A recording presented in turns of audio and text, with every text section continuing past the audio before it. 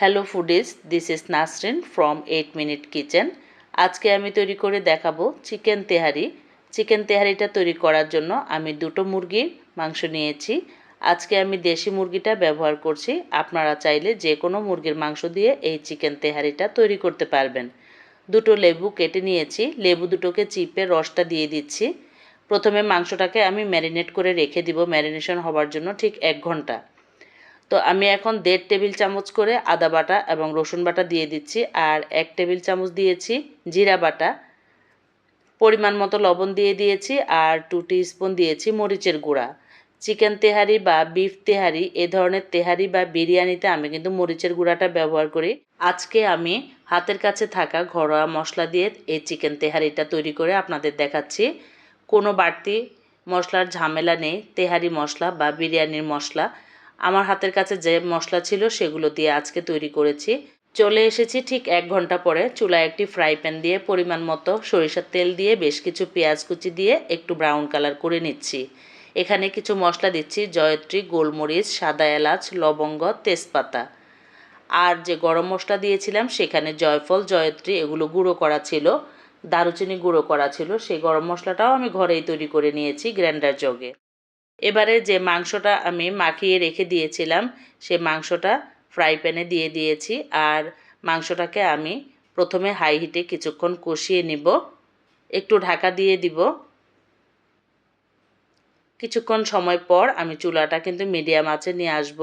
এই যে ঠিক এই সময়টাতে চুলাটা মিডিয়াম আঁচে নিয়ে এসেছি, আর চুলাটা মিডিয়াম আঁচে নিয়ে এসে মাংসটাকে অনেকক্ষণ সময় ধরে কষিয়ে নিয়েছি। যেহেতু দেশি মুরগির মাংস সিদ্ধ হতে কিন্তু একটু সময় নেবে, সেজন্য আমি প্রায় আধা ঘন্টা সময় ধরে এই মাংসটাকে চুলাটা মিডিয়াম আঁচে রেখে কষিয়ে নিয়েছি। কোনো প্রকার পানি দেইনি, মাংসের গায়ের থেকে কিন্তু ভালোই পানি উঠে এসেছিল। স্ক্রিনে আপনারা দেখতেই পাচ্ছেন যে কতটুকু পানি উঠে এসেছে। তো এভাবে মাংসটা অনেকক্ষণ সময় ধরে কষালে কিন্তু যে কোনো মাংস বা বিরিয়ানি বা তেহারি খুবই সুস্বাদু হয়ে থাকে। আপনারা সবাই কম বেশি জানেন যে যত বেশি কষাবেন তত বেশি কিন্তু রেসিপিগুলো সুস্বাদু হয়ে থাকে এবং সুঘ্রাণ পাওয়া যায়। এবার আবার ঢাকা দিয়ে দিচ্ছি। আমি একটা কথা সবসময় বলে থাকি, রান্না তো হচ্ছে একটা শিল্প। এটা মনের মাধুরী মিশিয়ে রান্না করতে হয়। যে যত বেশি মন দিয়ে রান্না করবেন তত বেশি কিন্তু রেসিপিগুলো সুন্দর হবে বা সুস্বাদু হবে। আর যে জিনিসটা দেখতে সুন্দর সেই জিনিসটা কিন্তু খেতেও সুন্দর হবে।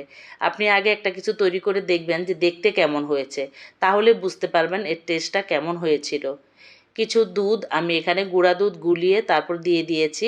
কোনো লিকুইড দুধ বা টক দই ব্যবহার করিনি আজকে টক দইয়ের কাজটা কিন্তু আমি লেবু চিপে দিয়েছিলাম। দেখতেই পেয়েছেন দুটো লেবু কিন্তু আমি পুরোটা রস করে দিয়েছি। রেসিপিটি পেজ থেকে দেখলে অবশ্যই পেজটিকে ফলো করে রাখবেন, আর আমার ইউটিউব চ্যানেল থেকে দেখলে অবশ্যই চ্যানেলটি সাবস্ক্রাইব করে পাশে থাকা বেল অপশনটি প্রেস করে দিবেন। সবসময় তো আমাদের হাতের কাছে টক দই থাকে না, তেহারি মশলা বা বিরিয়ানি মশলা থাকে না। তাই বলে কি আমরা তেহারি বা বিরিয়ানি রান্না করে খাবো না? অবশ্যই খাবো। হাতের কাছে যে মশলাগুলো থাকে সেগুলো দিয়েই কিন্তু রান্না করে নেওয়া যায়। আমার তেহারিটা কোনো অংশে খারাপ হয়নি, খুবই সুস্বাদু হয়েছিল। আপনারা পুরো রেসিপিটির সাথে থাকুন, দেখলেই বুঝতে পারবেন। কারণ আমার তেহারিটা দেখতেও যেমন সুন্দর হয়েছিল তেমন খেতেও কিন্তু সুন্দর হয়েছিল। কিছু কাঁচামরিচ দিয়ে দিয়েছি আর গরম পানি দিয়ে দিয়েছি মাংসটা আরেকটু সিদ্ধ হয়ে যাবার জন্য। আমি যেহেতু আজকে দেশি মুরগি দিয়ে রান্না করছি। আর হ্যাঁ, আপনারা কিন্তু যে কোনো মুরগি দিয়ে এই চিকেন তেহারিটা রান্না করে নিতে পারেন। যদি আপনারা ফার্মের মুরগি দিয়ে করে থাকেন তাহলে কিন্তু খুব সহজে রান্নাটা হয়ে যায়। তো আমি আজকে এই দুটো মুরগির জন্য 1 কেজি পোলাওর চাল ধুয়ে একটা স্ট্রেনারে পানি ঝরতে রেখে দিয়েছিলাম। তারপর সেই চালটা এখন আমি এই মাংসের সাথে দিয়ে একটু কষিয়ে নিচ্ছি। অনেকে হয়তো বলবেন যে চিকেন দিয়ে কিন্তু তেহারি বা বিরিয়ানিটা ভালো লাগে না। না ভিউয়ার্স, আমার তেহারিটা পারফেক্ট সুস্বাদু হয়েছিল। আবারও পরিমাণ মতো লবণ দিয়ে দিয়েছি আর পরিমাণ মতো পানি দিয়ে দিচ্ছি। আমি কিন্তু 1 কাপ চালের জন্য 1.5 কাপ পানি ব্যবহার করি, সবসময় আপনাদের বলে থাকি। কখনোই কিন্তু বিরিয়ানি বা তেহারিতে 1 কাপ চালের জন্য আমি 2 কাপ পানি দিই না। তবে হ্যাঁ, পোলাওর সময় যদি আমি দেখি যে চালটা একটু পুরানো, পোলাওর জন্য কিন্তু আমি 1 কাপ চালের জন্য 2 কাপ পানি দিয়ে থাকি।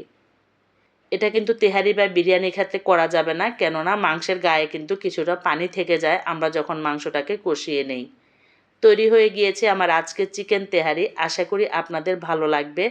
দেখতেই পাচ্ছেন যে চিকেন তেহারির কালারটা কেমন হয়েছে। যেমন আমার এই তেহারির কালারটা হয়েছিল তেমন কিন্তু সুস্বাদু হয়েছিল। দেখা হবে পরবর্তী রেসিপিতে। আল্লাহ হাফেজ।